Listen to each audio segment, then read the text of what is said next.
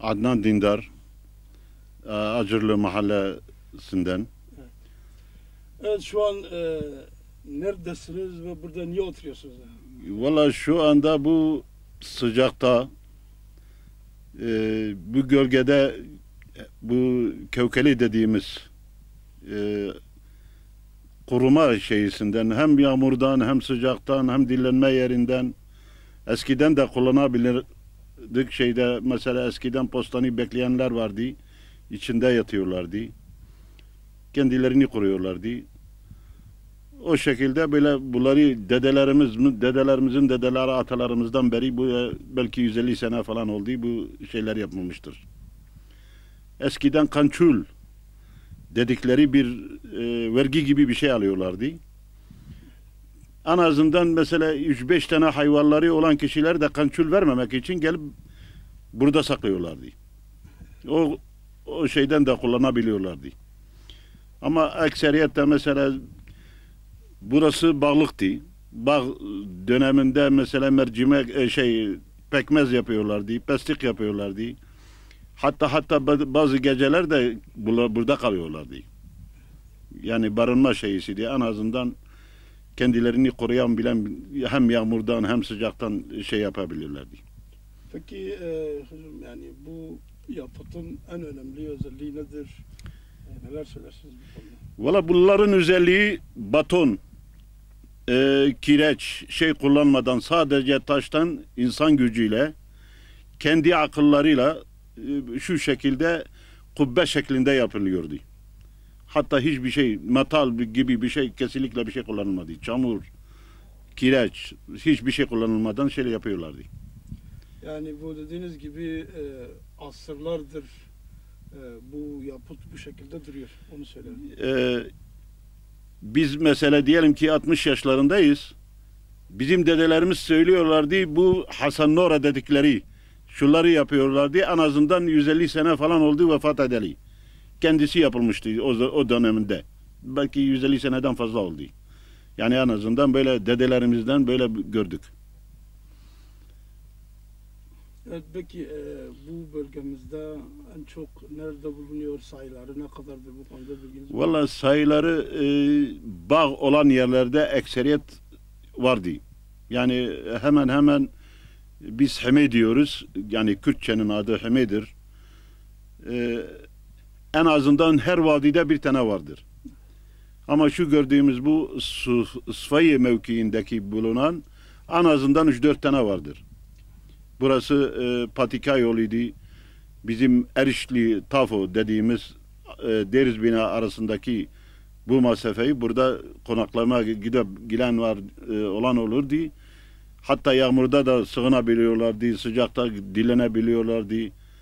Yani burası etrafımızda da gördüğünüz gibi incir ağaçları var daha eskiden. Böyle bir şey. Peki şu anda bu ne sıklıkla kullanılıyor şu an? Eskisi gibi kullanılıyor mu? Bakımı falan nasıl yapılıyor? Hiç bakılmıyor. Hiç bakılmıyor. Hatta belki çok nadir ustaları var artık. Yani o şekilde kimse eskisi gibi düşünen yok.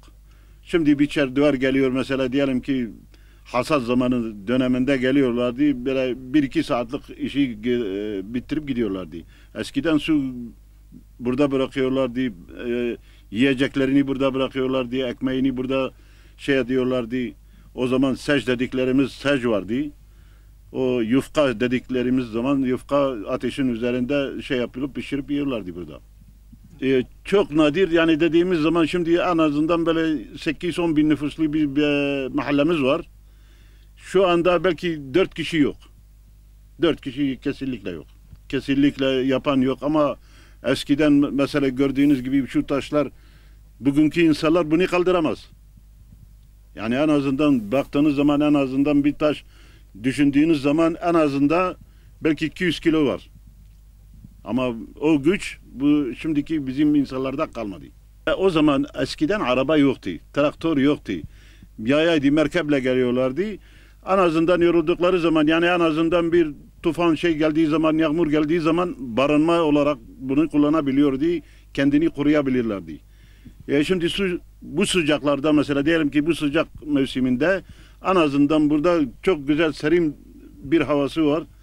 Kesinlikle rahatını alabilirler içinde.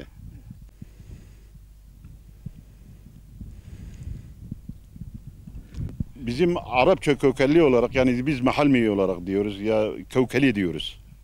Kevkeli burada Türkçenin en azından barındırma bir kınzıhta diyoruz. Şimdi Kürtçenin adlarını fazla da ben onu şey edemiyorum. Böyle bildiğiniz gibi asırlardır, hatta belki 1,5 asırdır bu yapan kişi vefat etmiş. Yani bizim atalarımız, dedelerimiz anlattıklarına göre şey ettiler. Yani bu hem koruma hem şey de geliyorlardı. En azından mesela postanı karpuz mudur, kavun mudur, eskiden bekçilik de ona yapıyorlardı. İçinde saklanıyorlardı. Yani bu amaçla kullanılıyordu. Bu gördüğünüz Kevkeli'de hiçbir şekilde ne kireç, ne çimento, ne metal, ne tahta, ne odun, ne bir şey, hiçbir şey kullanılmadan yapılmıştır. Şu anda çok nadir kişiler yapan bilen kişi artık var. Şu gördüğünüz gibi taşlar, en azından 150 kilo taşlar var, 200 kilo var. Yani bugünkü insanlarımız bunu kaldıramazlar. Yani en azından bunları kuruması lazım.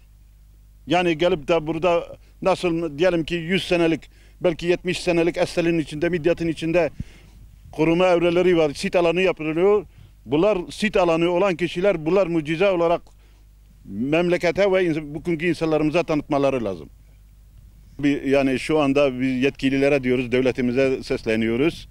En azından şimdi diyelim ki kültür diyorlar, bilmem ne sit alanı diyorlar. Koruma altına şey yapılıyor.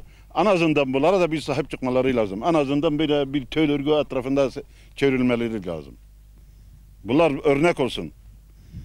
En azından gelecek nesillere de bunlara örnek olsun diye şey etmeleri lazım.